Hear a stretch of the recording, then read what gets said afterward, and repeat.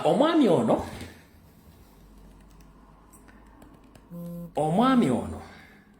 olwaleero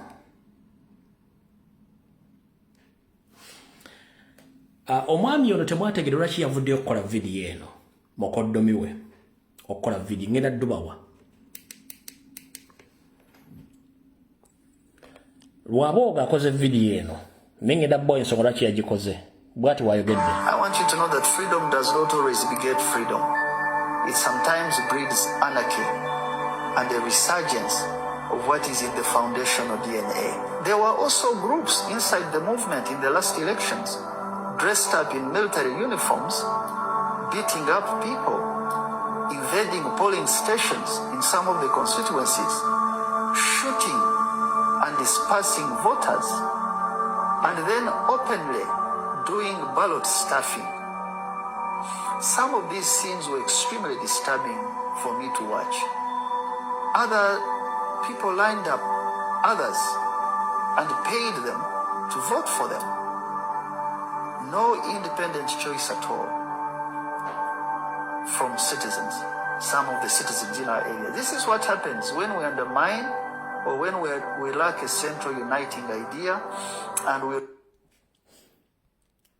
All right. That gentleman is called Rwawogo, Odek Rwawogo. Odek Rwawogo is a son-in-law of Museveni. Mr. Odek Rwawogo, whenever you are, I and other Ugandans, we know it clear that you are among Museveni's family. You too, you are not clean enough. We know it clearly. Whatever crimes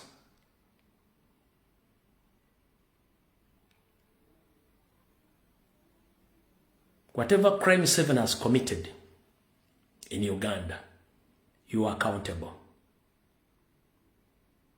Someone can ask, why is it that Rwawogo has just come out today to speak about the atrocities?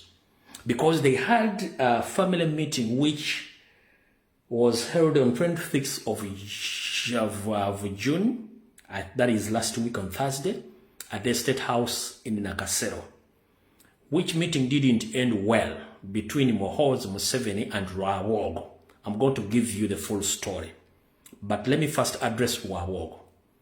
Rwawogo, you had the presidential ambitions, if I'm not wrong. But which presidential ambitions?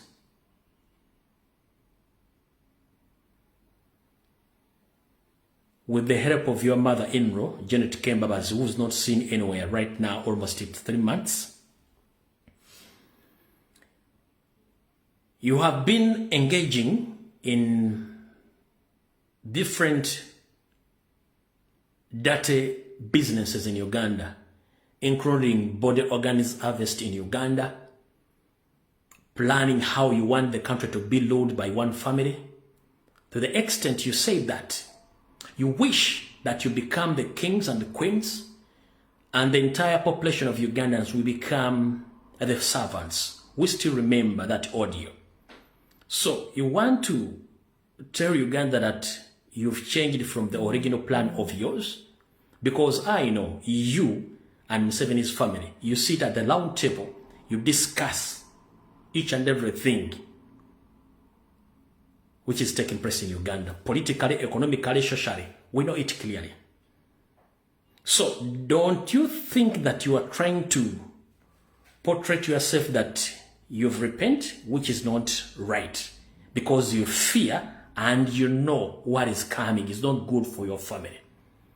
I'm here to inform the international community. Don't be fooled by Sam Museveni's family. No, these people, you can't trust them because they keep on changing like a chameleon. He came in the public today or yesterday, he recorded this video that he is right now against the crimes which his brother-in-law Muhoozi is committing to people, always doing against the will of Ugandans. No, that is a big lie. They have a family fight within. Once upon a time, that gentleman had political ambitions with the help of his mother-in-law, Janet Kembabas, who's not known where he is right now. So, Mr. Rabogo, do only one little thing. Don't lament. Don't tell us stories. If possible, be part of the group which can uproot Muhoozi. We shall forgive you. Be part of the team which can uproot Muhoozi. Then we shall give you all your crimes. But if your brother-in-law still kidnapping and killing people and you keep quiet, your lamentation doesn't make any sense. And you are doing nothing. So be part of the team which planning to uproot this boy. If not so, don't try to put yourself in a clean environment. Don't try to put yourself in a clean environment. That is it. Because you are part of that family which has tortured, oppressed Ugandans to the extent each sector of government now has collapsed when you are watching. So please do only one little thing. If you have all possibilities of uprooting this boy, do so. We shall forgive you.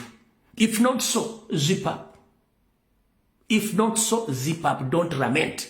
Because we are tired of Museveni's family. Become a hero by uprooting this boy. Or by uprooting your father-in-law. If not so, don't tell us your stories. Because you are part of the family. You understand? Fetujja kusanyukira nnyo. Singa otukwatira ekikolo ky'omuti ogwo ekyamwogo n'okikola mu ttaka n'okiteeka tugenda kusonyiwa ebikolobero byonna na buli kimu. Yatujja kulaba ng'omuzira. Naye ng'okyayogera ng'ekiti kya mwogo kiri awo tonnakikulayo oba tolina nteekateeka ekikulayo gw'omu ku bo. Kati nze kantu kuvire ku ntono ndutegeeza abantu. Alright. Ekyamukozeseza akatambi kano omwami ono ng'ennaku z'omwezi 25 lwadde lwakuna mu refugee camp e Nakasero wano yazze ng'aliko ono bumansoka ng'ategeeza kitaawe nti yagala kumusinkana kitaawe amusalira omukyala gwakalakata ng'ayagala musinkana nga ne mukoddomi waali era Nyandi Yosoferi Sabatemu n'ayita Didigi mu meeting waddemu abantu abasatu ye n'atandika okukola kye tuyita yandi muwogo ono lwabo n'atandika okulipotinga ebintu byonna Muhoozi byakoze. Kati wulira bulungi nnyo. Yagambye Nyandi Yosoferi wadde ku State House Nakasero nakuzoza 25 ogw'omukaaga. Yamugambye nti ekindeese wano kwatula mazima ensi tetwagala era abantu batukooye. Ne bwe tugenda mu diaspora otambula weekweka azifu nti bannayuganda bakulaba. Wano mu Uganda tetukyasobola kugenda wantu wonna kwogera kigambo kyonna abantu batukooye lwaki olw'ebikolobero mukoddomi wange omutaani wo byakola. N'amugamba nti mu kulonda okuwedde kuno kubaatubba n'aloopa mukoddomi mu maaso gaki n'amugamba nti mukoddomi wange oyo mu kulonda okuwedde yakola effujjo lingi era alina okuyimirizibwa. Fujjo kiri yakola.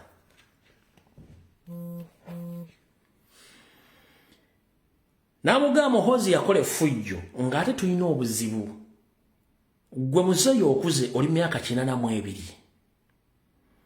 Maama waffe ali mu myaka 87 agamba Janet gwe tutamanyi nti oba yafa ate nga tukyamulwa ne bamugjeyo. Tugenda kubeera wange ensi tetuwagala ng'ono akyakola ebikolobero bwe bityo. N'ategeeza kitaawe amuzaalira omuwala Museveni n'amugamba Muhoozi alina amakomera agagenga omuntu okwetoola eggwanga lyonna. Era mu kalulu akawedde yawamba abantu abasukka mu 2,000. Abantu abasukka mu 2,000. Era bano nga bali mu torture chambers ne mu police cells across the country. Tebawozesebwa. Era bwogenda ku police bakugamba nti oyo musibe wa Muhoozi, bali abasibe ba Muhoozi. Eriyo n'abali makomera nga tebawozesebwanga tebalina case file wonna mu makomera. Ekyo ono lwaboogo aloopa mukoddomi we ewa kitaawe nejjukira ona awasayo buwasa so tali part of the family awasayo buwasa namugamba yakwata abantu abasukka mu 12 bali mu different torture chambers kubanga alina makomera agage across the country nabali mu police cells nga bagenda ku police bagamba nti omusibu wa Muhoozi makomera aganda bana basiba Muhoozi abana bali mu torture chambers ezenjawulo ekyo nakimuwabira namugamba nti omuvubuka oyo Muhoozi yakola effujjo lingi nnyo mu kalulu nti obululu bwonna we bwali bulina okuba nti bubalibwa mutuufu ng'akolagana Anita Amongi bacunya bakuba banyaga nga beyambisa Electoral Commission okuwanguza abantu ba NRM be baali bakooye era ebo ky'abantu bali liko namwana ekyokulabirako ekyekalangala namuga bino byagenda maaso mu ggwanga alipotingira mu 7 jukira gwa reporting oli mutabani we tugenze maaso namana amugamba Muhoozi yawe biragiro Christopher Damulira okugenda mu ggwanga byonna ng'awamba ngatta abaana b'enkyukakyuka banna Uganda n'abatali bankyukakyuka abali baagala okukola ki abali baagala enkyukakyuka namugamba nti n'okukwatibwa Kapsfunga Law gw'omwalabiko ng'akuba enduulu era Muhoozi Kanyarugaba yadde amusindikidde amajege gakwate Kapsfunga Law jukira ekya Christopher Damulira Jeno Kahinde Otafire Mavia Kuku bwamala omugoba Minister of Internal Affairs yagamba eyamudira mbigire beera mwegendereza nnyo osikidde ebizibu ebiri mu yafeesi eyo mulimu abatemu abatta abantu n'ateeka ekifaananyi kya Damulira Christopher ye mutemu ngatta abantu ku biragiro bya Dere Drinking General kino Lwabogo akiwaabira Muhoozi mu maaso ga kitaabwe bwamala obimuwaabira byonna Muhoozi n'asituka ng'akanudde amaaso ati n'obuswiriri bwe teyabadde na mmundu wabula kyawaliriza Museveni okuyita abakuume okwawula abantu bano Lwabogo lwamaze okwogera ebigambo bino n'afubutuka teyayise mu main gate yayise mu kagate akatono abakamanya ka State House Nakasiro n'afuluma Diddigga agenda okumaga okunoonya Lwabogo ng'abuze kati olutawuno bw'oba olulaba kyekyaleese omwami ono akola evidiyo eno mubadde mubuuza kyekyamuleese 1 ono Lwabogo amaze okulozaako ekiri ku gulawundi eyawaka ne ku gulawundi ey'omu diaspora amaze okulozaako n'ekirala akimanyi nti ekijja tekigenda kubaleka bonna kubanga bagenda banoonya omu ku omu naye ono omuvubuka Diddiggi jukira 1 mutamiivu 2 alina influence ya Sare 3 ayagala kuprovinga nsi nti alina kyasobola okukola kiri nnyo omwana omuto nga yali tali mwetegefu kukola kintu n'omwekanga ng'ali iga nnyo oba ng'alina obwetaavu bw'okukola ekintu ng'amaze ebbanga lyonna nga talina bwetaavu bwakyo abeera mubi nnyo kati yembeera omwana ono gy'alimu 1 omwana ono ali mentally disturbed era nabaga omwana yetagendako mu ddwaliro ali mentally disturbed ekirala he is anti-Baganda buli kyakola kyonna he is anti-Baganda and anti-Buganda jukira Janet Kembabazi naye yali anti-Baganda Museveni just yali yeekwasa ng'akimanyi nti amaanyi gali mu Buganda naye ali anti-buki anti-Baganda kati Muhoozi kyonna kyakola kiri anti-Baganda kyokka buli kimu kye bakoze kiri mu Buganda ate ng'Abaganda bali ku social media bafuukidde ekizibu abaganda ba demonstrating across the diaspora abaganda bali mu kuwandiika buli kimu kyonna bagenda okutuuka ebbala okusoma amannya abawandiise nga baganda nga tebaki bagenda bakola nga tebalabayo tribe nyingi nnyo ezikola ebintu abaganda ze bakola bayinza okusoma ebbaluwa nga 10 eziwandiikiddwa ng'ez'abaganda ziriko ebbaluwa 6 esigadde z'amawanga malala naye nga bakola ekintu ekyo baganda kati n'abantu bali against baganda naye kati ono yatidde kwe kujja okukondembe ng'ekintu kino naye yakikondemminze ng'akola ki ng'aloopa ono wa mutabani kati njagala musooka mumulira ekintu kino Dere Drinking General buli kyakola kyonna akimanyi buli kyakola kyonna akimanyi